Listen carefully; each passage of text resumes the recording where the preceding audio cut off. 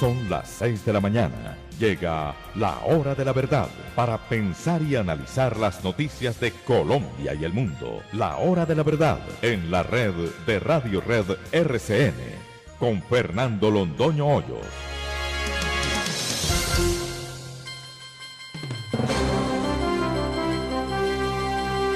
Muy buenos días. Son las 6 de la mañana de este jueves 1 de agosto de 2019. Esta es la hora de la verdad y estos son temas y asuntos que trataremos en la grata compañía de ustedes durante las próximas horas. La Sala Laboral de la Corte Suprema de Justicia dijo respecto a Andrés Felipe Arias lo mismo que había dicho la Sala Civil, es decir, que era un caso juzgado, es decir, que es una iniquidad juzgada, es decir, que es un atentado juzgado contra los derechos humanos. Estas cortes nuestras sí no tienen pudor. Lo que le dijeron desde la ONU, la Comisión de Derechos Humanos, es que será una violación de los derechos humanos. No permitirle a unas personas un derecho humano universal, que es el derecho a la segunda instancia. Y entonces contestan diciendo, lo lamentamos, pero ya lo hicimos. Entonces, como ya lo hicimos, quedó hecho y no hay ninguna revisión, que es elemental, es darle aplicación retroactiva a una norma que ya tuvo que dictar Colombia para no seguir violando los derechos humanos. Pero esas son nuestras cortes. Entonces queda el recurso a la Corte Constitucional, que no es mucho mejor que las salas de las Cortes Supremas. La crisis de la justicia colombiana es una cosa sencillamente dramática.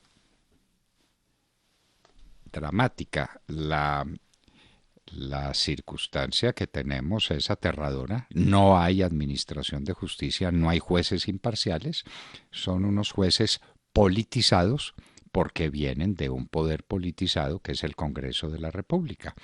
Uno no puede poner el Poder Judicial dependiendo del Congreso de la República y aspirar a que sea mejor que el Congreso de la República de donde proviene. Eso es un imposible.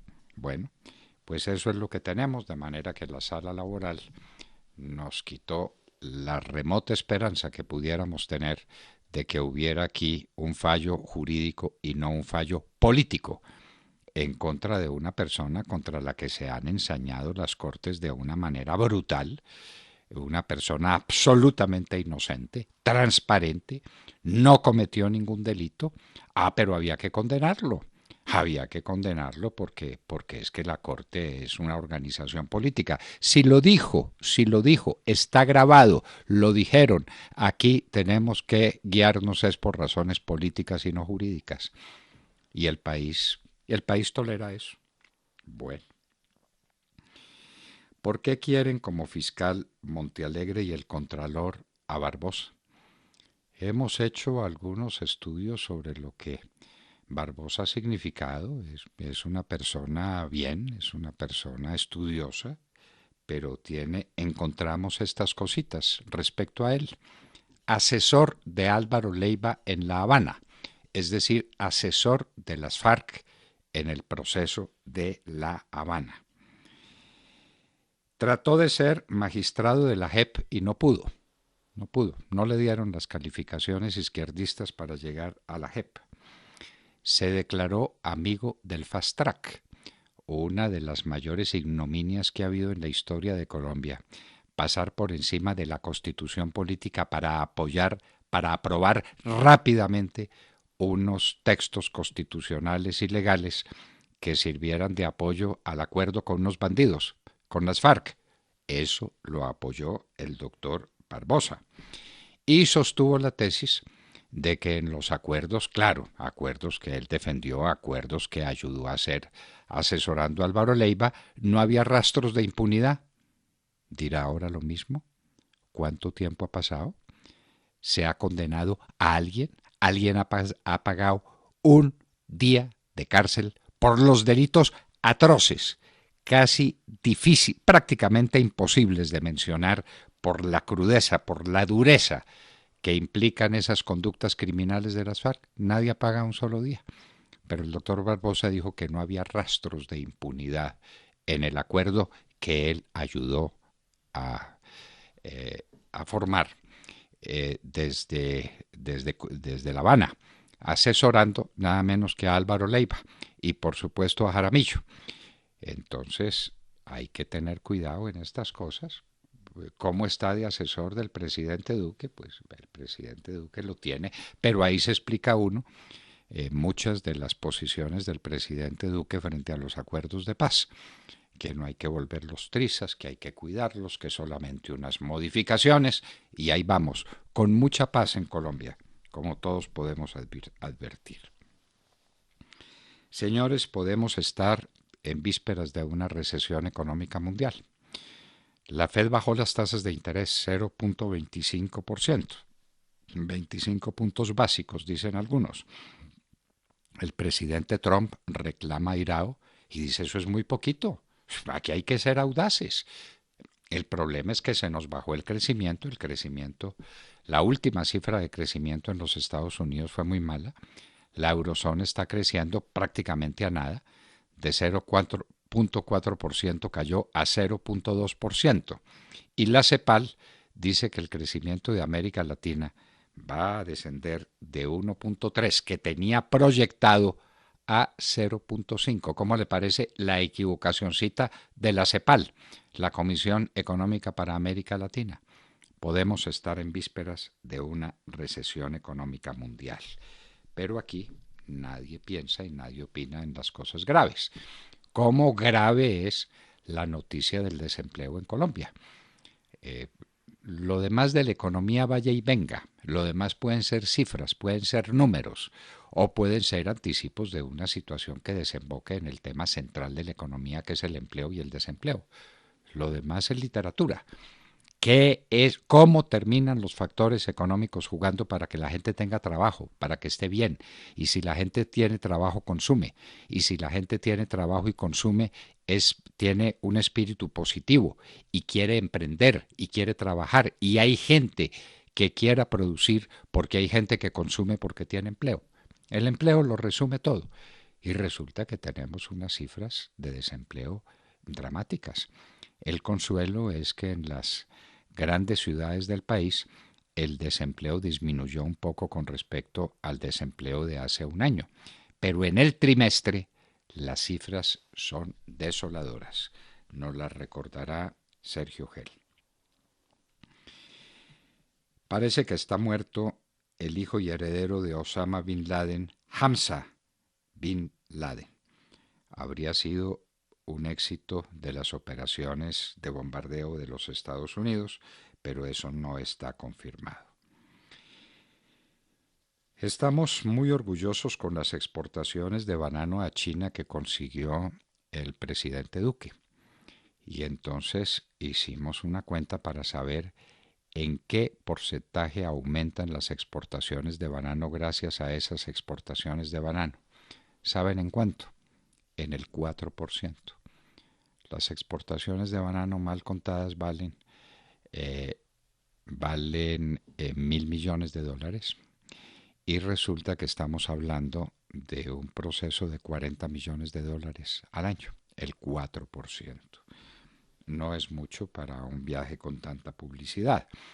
Viaje que desembocó, no sabemos si esto lo hizo a conciencia el presidente Duque, no sabemos si es que la embajada de Colombia no sabe dónde está parada, no sabemos, rindiéndole homenaje a los héroes de la revolución, empezando por Mao Zedong, uno de los mayores criminales en la historia del mundo.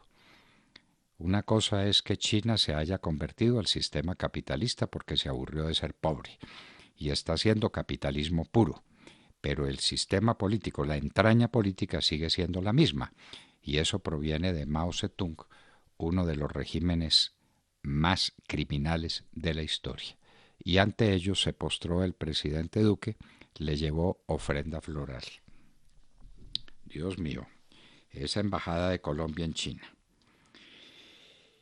Si las exportaciones de banano no tienen pues un horizonte tan positivo como el que quieren vender, Es un 4% del total. Muy bueno que vendan 40 millones de dólares más, desde luego. Aplaudimos, bravo, viva, hurra. Pero eso es el 4% de las exportaciones de banano. Y con las de aguacate estamos también felices. Cuidado, el aguacate hay que manejarlo con pinzas. El aguacate Hass es uno de los grandes consumidores de agua. Hay que tener mucho cuidado en ese particular. También nos fuimos a China y conseguimos que nos compraran aguacate Hass. Conseguimos un 4% de aumento en las exportaciones de banano de Colombia y conseguimos, oh gloria inmarcesible, que nos manden de China para Colombia los bandidos que China puso presos por narcotraficantes. Entonces, como tenemos cárceles tan buenas, como tenemos cárceles tan amplias, estamos importando bandidos desde China a Colombia. Nosotros, por lo menos, no lo entendemos. La condena a Leonardo Pinilla, alias Porcino, socio de Moreno, en este entramado grotesco del cartel de la toga, donde quedó al descubierto que los magistrados de la Corte Suprema de Justicia de Colombia venden fallos. Pues Leonardo Pinilla fue condenado a 3 años, ya los pagó y debe estar esperando la orden para salir de la cárcel a su casa. Pero dicen que está colaborando y que va a colaborar y que va a poner en evidencia el cartel de la toga. ¿Será eso posible? ¿A Moreno lo han dejado hablar? ¿A Pinilla lo dejarán hablar? ¿Tendrá interés Pinilla en dar declaraciones después de que tiene las ventajas que ya le concedieron? Preguntas que nos hacemos. El señor Petro dice que Claudia López lo engañó, pero tengan la seguridad de que se unirán. Tengan la certeza. Y Petro también está peleando con Fajardo. Ahí entre la izquierda hay peleas y agarrones. Terminarán huyéndose de Fajardo. Dice que es el Duque II. Dobles y mandobles lanza Petro contra sus competidores en la extrema izquierda.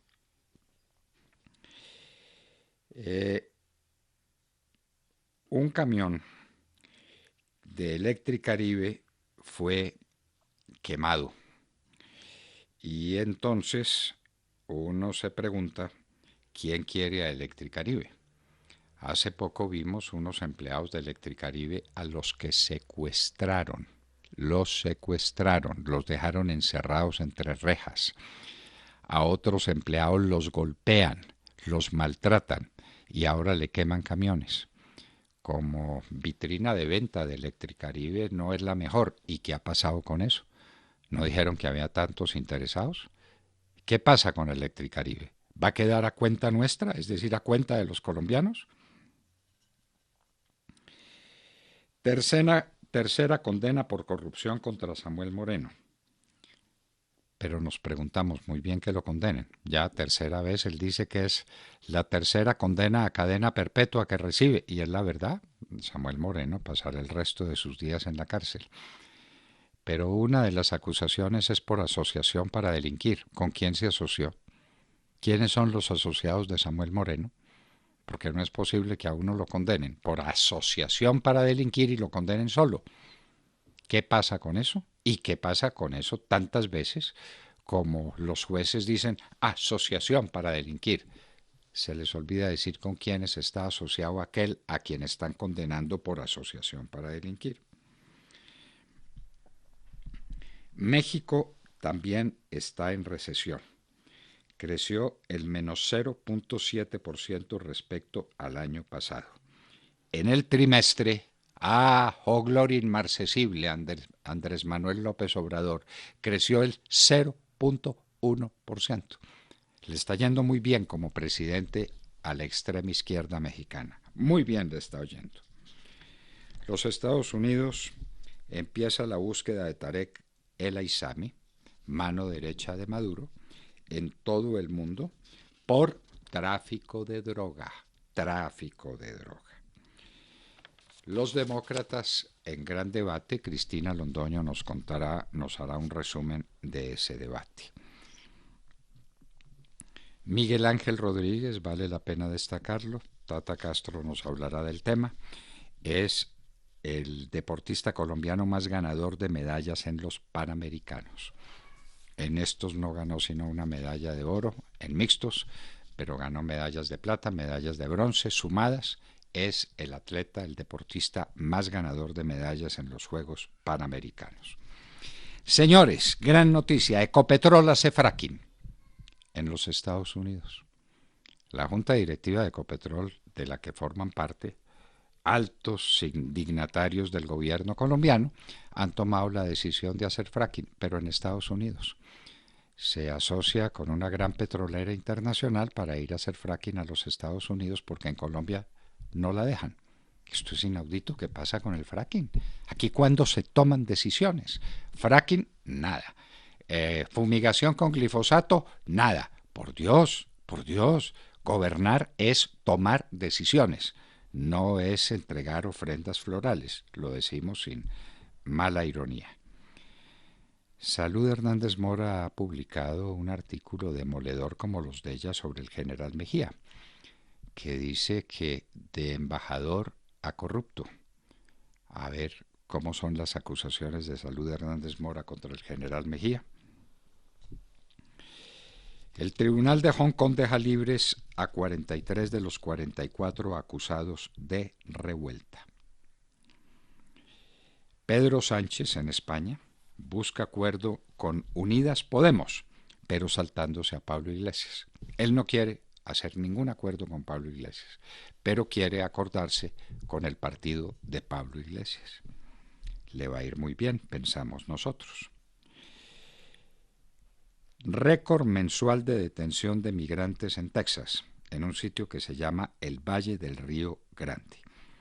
Lograron interceptar más de 300,000 migrantes. Oigan la cifra. Esto en plena campaña de Trump. 300,000 migrantes detenidos en el Valle del Río Grande. Definitivamente la vida en Centroamérica se volvió un infierno. Gracias al socialismo del siglo XXI. La gente sale fugitiva, cueste lo que cueste y pase lo que pase. Sigue la guerra en la cárcel del Brasil. Se ha hablado de 50 muertos, pero está creciendo el número de muertos en un lugar muy alejado, en un pueblito que se llama Altamira, en la Amazonia brasilera, van 50 muertos. Y en el Perú, el presidente Martín Vizcarra presenta un muy discutible para los peruanos proyecto de reforma, un proyecto legal que permitiría anticipar elecciones tanto del Parlamento como del mismo. Martín Vizcarra dice, esto se me volvió inmanejable políticamente, quiero anticipar elecciones.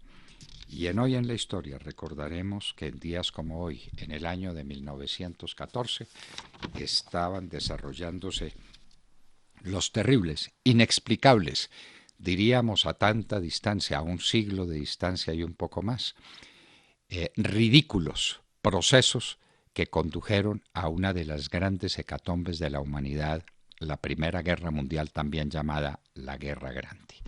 De todo esto y de mucho más hablaremos con ustedes en las próximas horas en La Hora de la Verdad. Y los invitamos a seguirnos a través de la señal de audio en alta calidad en TuneIn, en donde nos encuentran como La Hora de la Verdad. Asimismo, los invitamos a sintonizarnos en los diales 710 AM en Medellín, 1200 AM en Cali y 970 AM en Bogotá. Y recuerden que estamos presentes en nuestra cuenta de Twitter, @Hora de la Verdad. A través de esta cuenta pueden seguir el minuto a minuto de nuestras emisiones. Los invitamos también a seguir nuestra transmisión a través de Facebook Live con nuestra señal en vivo y todo el contenido de nuestras emisiones que está disponible en nuestro canal en YouTube. Tenemos nueva cuenta en Instagram, ahí estamos también compartiendo historias, videos, imágenes y todos los acontecimientos del país. Síganos en @La Hora de la Verdad Oficial.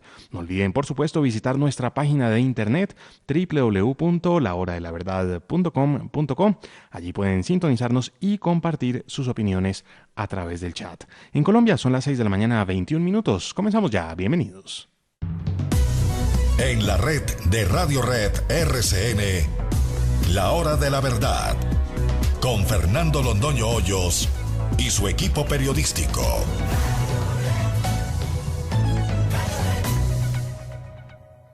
De las grandes voces que produjo América Latina en el siglo XX. Pedro Vargas y Benny Moré, cuyas canciones ustedes podrán escuchar el próximo lunes en Clásicas del Amor. Pedro Vargas y Benny Moré están interpretando de Pedro Flores, Perdón. Con semejante dueto, semejante música, semejante canción, saludemos la mañana. ¿Qué está pasando con los demócratas en los Estados Unidos? Cristina Londoño, buenos días. Papi, muy buenos días a todos. Bueno, tuvimos 2 noches de debate demócrata, esta vez en Detroit, Michigan, y fueron también como las 2 noches porque son muchísimos candidatos. Esta vez calificaron 20, fueron 10 y 10, y la segunda, la de anoche, quizás la más fuerte y la más comentada, porque en ella estaba el ex vicepresidente Joe Biden, que además va primero en las encuestas. Todos le cayeron, fue impresionante, y estuvo más preparado para recibir los ataques que en el debate anterior en la Florida. Sin embargo, entre los ataques más exitosos y que más se están comentando son por el tema migratorio, porque le echaron la culpa y le echaron en cara el récord migratorio del presidente Barack Obama, su jefe, que fue conocido como el deportador en jefe de los Estados Unidos y sacó de aquí a más de 3 millones de inmigrantes. Sabemos que el tema migratorio ahora es uno de los más importantes. Uno de los que le cayó fue Julián Castro, exsecretario de Vivienda durante la administración Obama, que le dijo que él por lo menos había aprendido del pasado, y el senador Cory Booker de Nueva York, que le dijo que él era parte de un gobierno que había deportado a esos 3 millones de personas.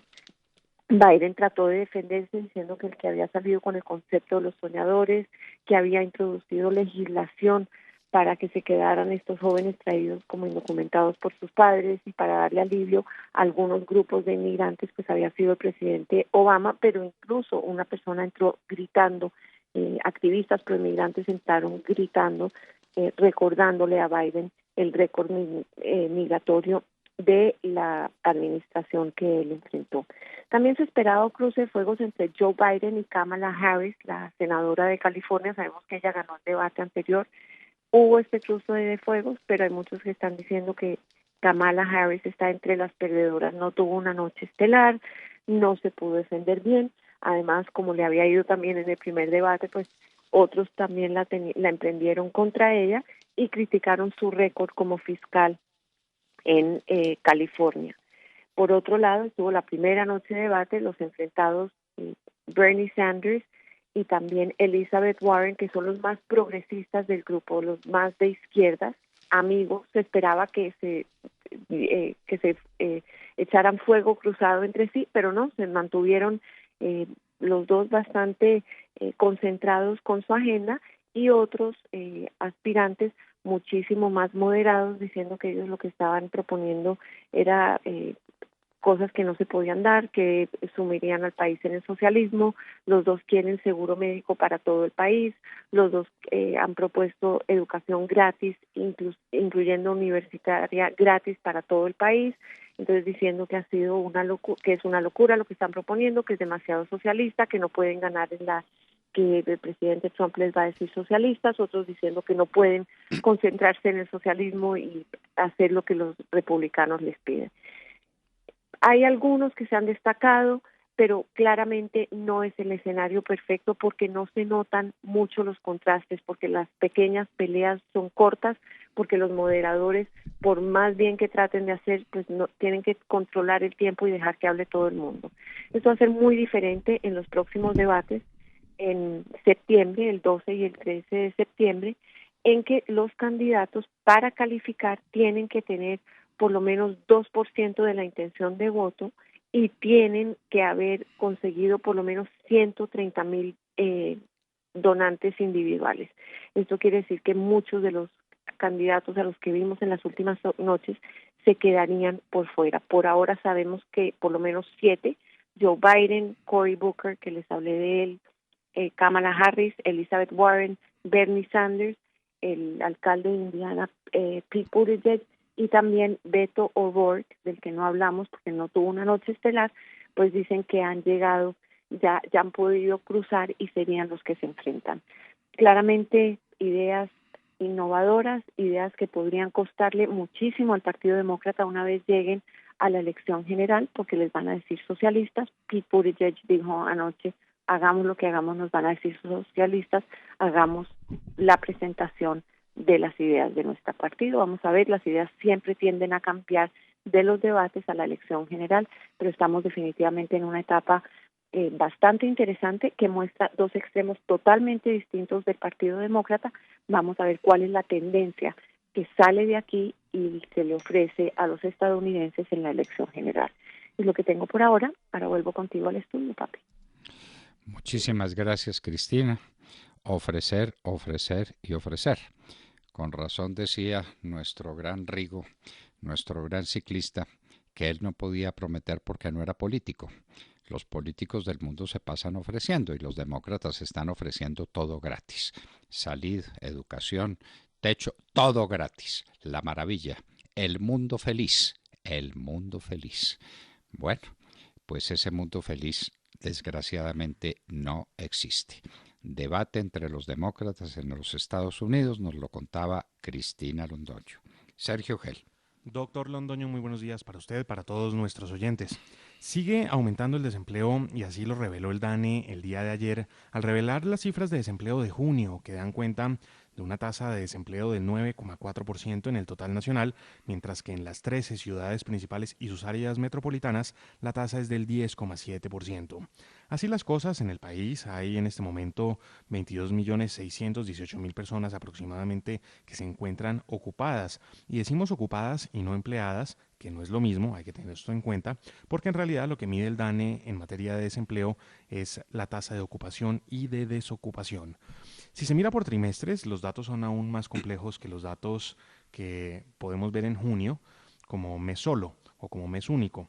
Y por supuesto, no podemos dejar de lado el tema de desempleo juvenil, que en el último año aumentó en 1,1% para ubicarse en la dramática cifra de 17,2%. Ese es el dato de desocupación para el grupo etario comprendido entre los 14 y los 28 años. Volviendo a las cifras globales de desempleo, también es importante revisar cuáles son las ciudades que presentan mayores tasas de desocupación, y encabeza este listado Quibdó, con una tasa de desempleo, oiga el dato, de 20,3%. Le sigue a Quibdó Valledupar, una tasa de desempleo del 16,2%, y en tercer lugar se ubica Armenia, en el corazón del eje cafetero, con un 15,8% de desocupación. A las ciudades que mejor les va son Cartagena, con 7,3% de desempleo, le sigue Barranquilla, con 8%, y en tercer lugar, en el eje cafetero, pues tenemos Armenia con el 15,8% de desocupación, pero tenemos a la vecina Pereira como la tercera con mejores condiciones en materia de desocupación, tiene tiene una cifra de 8,2% de desempleo. Por supuesto, la reacción de la oposición ante estas cifras no se hizo esperar. Con estos datos y las recientes declaraciones del ministro de Hacienda Alberto Carrasquilla el pasado viernes al término de la reunión de la Junta Directiva del Banco de la República, en las que afirmó que el gobierno no entiende cuáles son las causas del desempleo ni qué hacer para atajarlo, pues esas declaraciones y estas cifras han dado pie ahora para que el ministro sea citado en los próximos días a un debate de control político en el Congreso de la República, en donde seguramente se verá en aprietos para explicar por qué estas cifras están como están o cuál es el plan que tiene el gobierno nacional para resolverlas. Por su parte, la ministra de Trabajo, Alicia Arango, en entrevista concedida a Noticias Caracol, afirmó que Colombia lleva más de 5 años con la productividad muy baja y dijo que cuando la productividad está muy baja, pues esto quiere decir que no hay competitividad y no se genera empleo. Por otro lado, dijo la ministra, porque Colombia venía en un proceso de desconfianza por parte de los inversionistas extranjeros, esto ha impactado precisamente la competitividad y a su vez pues tiene un impacto muy sensible en el desempleo. También afirmó la ministra Alicia Arango que el tema de la migración venezolana está influyendo bastante en estas cifras que presenta el DANE el día de ayer. Así pues que este es el panorama general de desempleo en el país. Revisando estas cifras es que amanecemos en esta mañana de jueves con datos muy complicados, sobre todo para ciudades como Quibdó, 20,3% de desempleo. Para todo el país. Trimestre a trimestre del año pasado el desempleo era de 9,4. Este año del 10,1. Juzguen por ahí cuál va a ser el crecimiento económico del segundo trimestre de este año en el que estamos, del 2019. Este es el anticipo, este es el abrebocas. El crecimiento económico tiene que ser muy bajo. Si aumenta el desempleo, si bajan las fuentes de empleo, es porque estamos creciendo menos económicamente y nos vamos a llevar un susto con la cifra que nos dé el DANE dentro de una semana o poco más. El desempleo, el cáncer de la vida social del país. ¿Y por qué hay más desempleo en las ciudades que en los campos? ¿Qué es lo que pasa? ¿Por qué está ocupada la gente en el campo cuando no crece la agricultura? ¿Cuál es el fenómeno? Vaya. No crece la agricultura legal, porque la ilegal va... Bueno, muy bien, la ilegal está disparada. Exactamente, y todo lo que esa economía ilegal supone. Y entonces la gente abandona todo y se va a eso, a raspar coca y a servir de sicario a estas atrocidades anejas al tema del narcotráfico. Tania López. Buenos días, doctor Fernando, compañeros de la mesa y queridos oyentes. Esta noticia tiene un tinte internacional, pero nos deja un claro mensaje, o mejor aún, un jalón de orejas a nivel nacional. El día de ayer se concretó una alianza estratégica entre Ecopetrol y la petrolera occidental Petroleum Corporation, OXY, para desarrollar fracking en la cuenca Permian en el estado de Texas, Estados Unidos, considerada la de mayor producción mundial, de donde se extraen más de 4 millones de barriles de petróleo por día. Esta alianza estratégica, en la cual la petrolera colombiana invierte 1.500 millones de dólares, permitiría en los próximos 10 años incrementar su producción progresivamente hasta en unos 95.000 barriles diarios en el 2027. El acuerdo traería varios beneficios para Ecopetrol, entre ellos mejoraría el perfil de las reservas actuales de la empresa nacional en cerca de 160 millones de barriles de petróleo, equivalente al cierre de la transacción a finales de este año, situación que representaría un aumento aproximado del 10% frente a las reservas del 2018. Esto, en definitiva, contribuiría a la sostenibilidad petrolera y financiera de Ecopetrol. El acuerdo con OXY contempla transferencia de tecnología y conocimiento en el desarrollo de los llamados yacimientos no convencionales, que según Ecopetrol son el futuro del petróleo. Además, esta alianza con la nueva compañía contribuirá a la diversificación del portafolio y a balancear la matriz de producción del grupo Ecopetrol, aumentando la participación de crudos livianos, que hoy está más concentrada es en crudos pesados. Podemos ver, en conclusión, que este acuerdo anunciado marca un hito en la relación de más de 40 años entre las dos compañías y se constituye en una de las más grandes transacciones que ha hecho Ecopetrol hasta el momento, de acuerdo con el presidente de la compañía, Felipe Bayón. Si bien esto, doctor Fernando, queridos oyentes, podría parecer una buena noticia, mientras en Estados Unidos se aprovecha el potencial de Ecopetrol, en Colombia se nos acaban las reservas y continúan algunos sectores rechazando el fracking.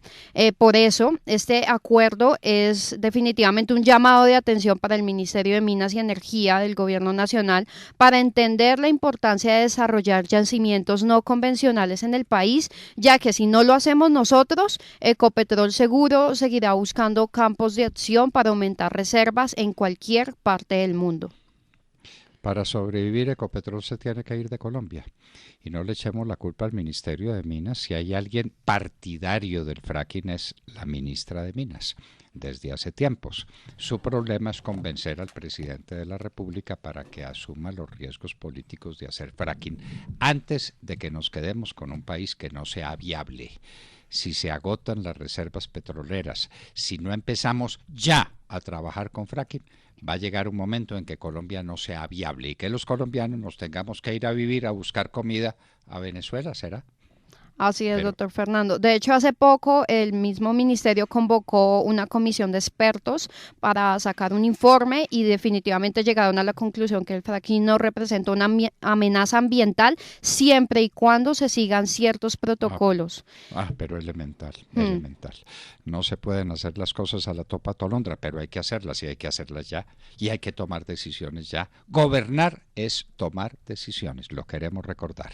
Demar Corto. Doctor Fernando, oyentes de la Hora de la Verdad, amigos de la mesa, muy buenos días.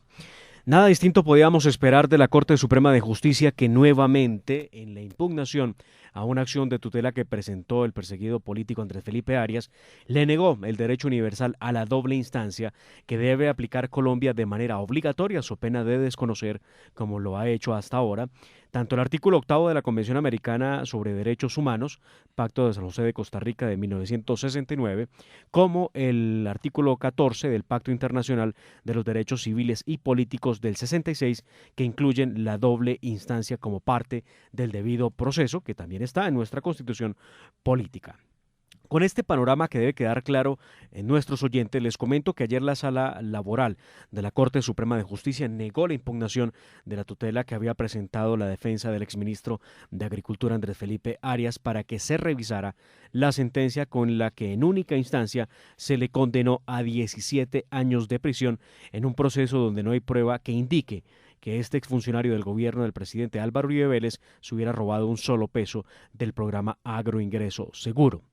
En el mes de abril, los magistrados de la Sala Civil ya habían negado la tutela con el argumento de que el caso había pasado a cosa juzgada, puesto que el fallo quedó en firme 3 años antes de la creación de la doble instancia para los aforados constitucionales, mismo argumento que acaba de presentar la Sala Laboral.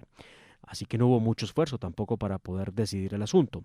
Al igual que hace 3 meses, el Alto Tribunal consideró que había una imposibilidad jurídica de revisar la condena, ya que el momento de que la Corte profirió el fallo condenatorio en contra de Arias, la legislación colombiana no contemplaba el derecho a la segunda instancia de aforados, como es el caso del exministro. Esta modificación, también les anoto, es en estos momentos posible en Colombia, porque fue aprobado el acto legislativo en el 2018 que permite, es preciso, la doble instancia, que no entendemos aún por qué no puede ser retroactiva en favorabilidad de quienes han sido condenados en primera y única instancia. En la tutela, Arias pidió a la Corte que se volviera a revisar su caso y que al no existir una segunda instancia para su situación fuera la Sala Plena la que se encargara del proceso. Ante esta solicitud que podría desencadenar otras peticiones, se opuso el magistrado Luis Antonio Hernández de la Sala de Casación Penal. Sala de Casación Penal que, a propósito de todo esto, ha pedido que se revise y se entregue conclusiones de por qué Arias está en estos momentos en una guarnición militar y no en una cárcel ordinaria pagando su condena. Ahora esperamos que este aberrante caso contra el derecho pase a revisión de la Corte Constitucional, que deberá seleccionarlo y no podrá desconocer el control de convencionalidad que debe hacerse al caso concreto del exministro Andrés Felipe Arias, que tiene, como lo hemos dicho, el derecho universal a la doble instancia y no a ser juzgado y condenado en un juicio que carece de garantías, pues se trata de la Corte que persiguió al uribismo, la Corte que terminó en el escándalo del cartel de la toga, donde vendían sentencias favorables a cambio de enormes sumas de dinero.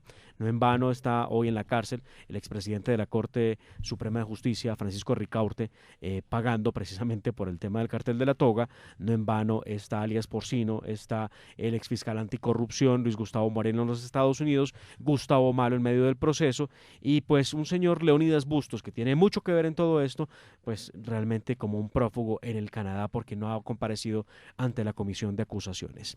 Vamos a ver cuál será el futuro, doctor Fernando. Estamos amparados ahora en lo que haga la Corte Constitucional, en la eventual revisión de este fallo de tutela en contra de Andrés Felipe Arias y claramente en lo que se pueda hacer ante la Comisión Interamericana de Derechos Humanos, que deberá proteger el derecho universal a la doble instancia que merece Andrés Felipe Arias y cualquier otro colombiano que hubiera sido condenado en primera y única instancia.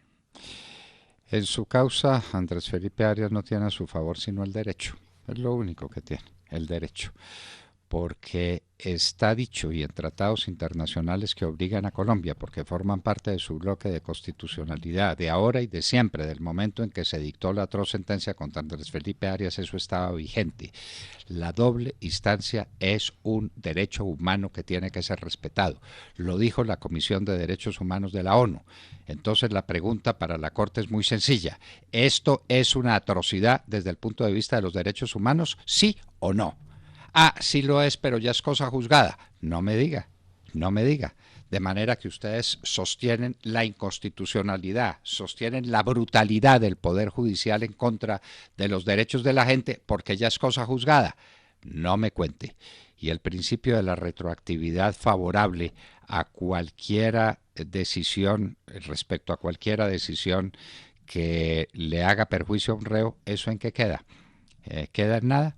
Lo de Andrés Felipe Arias es una atrocidad de la Corte Suprema de Justicia que ayer refrendó su terrible designio. Ah, no, lo lamento mucho, el señor sí tiene derecho, pero es que yo ya fallé. Entonces, como ya fallé, que se vaya para la cárcel 17 años. Qué maravilla la Corte Suprema que tenemos. Qué maravilla, qué vergüenza para Colombia y para el mundo que una Corte así sea Corte Suprema de Justicia en cualquier país de la tierra. Qué vergüenza. Eso del artículo 29 de la Constitución Política, que es el del debido proceso, que dice, entre otras cosas, a impugnar la sentencia condenatoria y a no ser juzgado 2 veces por el mismo hecho, eso como que por ahí no pasó. No pasó, ni el bloque de constitucionalidad, mucho nada. Menos, no. Para la Corte Suprema de Justicia no pasa nada, porque ese es un organismo politizado, es un organismo de persecución contra cualquier cosa que huela a Álvaro Uribe Vélez. Esa es la verdad.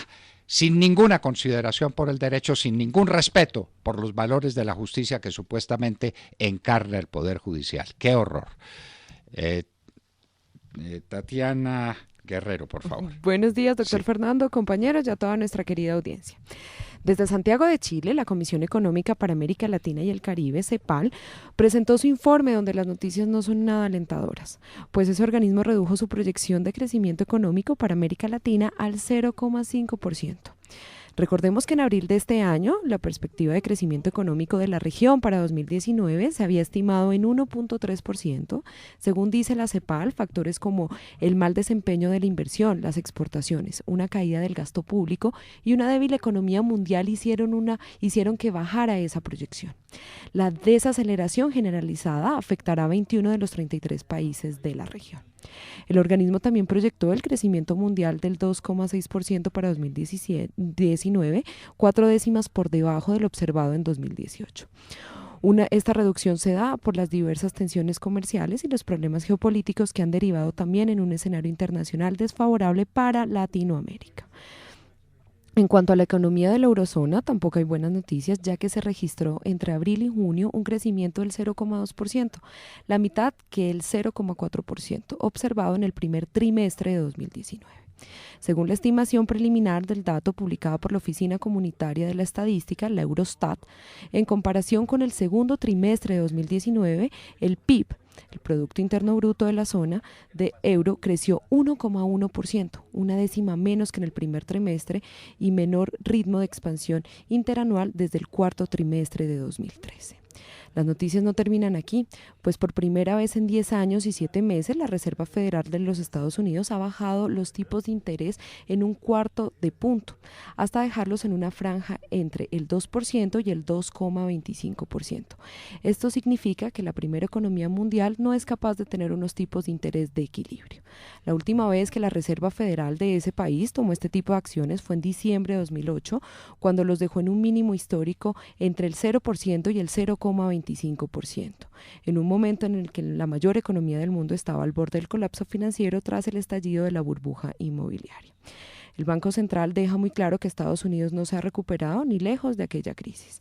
Ante esto, el presidente de los Estados Unidos, Donald Trump, lanzó una serie de trinos donde dice sentirse decepcionado de Jerome Powell, presidente del sistema de la Reserva Federal, y que siente que a pesar de que están ganando, siente que no está recibiendo ningún tipo de ayuda por parte de esa entidad. Como usted lo dijo, doctor, ¿será que estamos en vísperas de una recesión económica mundial? Pues las cifras son demoledoras y uno se pregunta cómo una organización de la CEPAL viene a darse cuenta en junio de lo que no había visto en abril. Eso no es serio, eso no es serio. Están tirando cifras al aire y la realidad los está embistiendo. Y puede pasar algo con Colombia, que a comienzos del año hablaban de 3.7, 3.8 de crecimiento. Vamos en el 3, dijo el Banco de la República, y de pronto no crecemos ni el 3. De manera pues que esa es la realidad embistiendo las previsiones en la eurozona, en los Estados Unidos, en la CEPAL para América Latina, en fin, esa es la situación que tenemos. Tata Castro, los deportes en un minuto. Muy buenos días a todos. No fue un día bueno para Colombia ayer en la 8ª jornada de competencias de los Juegos Panamericanos que se están llevando a cabo en Lima.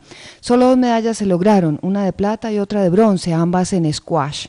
La de plata la logró el equipo masculino conformado por Miguel Ángel Rodríguez, Juan Camilo Vargas y Andrés Herrera, quienes fueron derrotados en la final por Estados Unidos. Con esta medalla obtenida por Miguel Ángel, se convirtió en el deportista colombiano con más medallas logradas en los Juegos Panamericanos, con un total de 4 de oro, 2 de plata y 1 de bronce, superando al gimnasta Josimar Calvo, ausente en estas justas.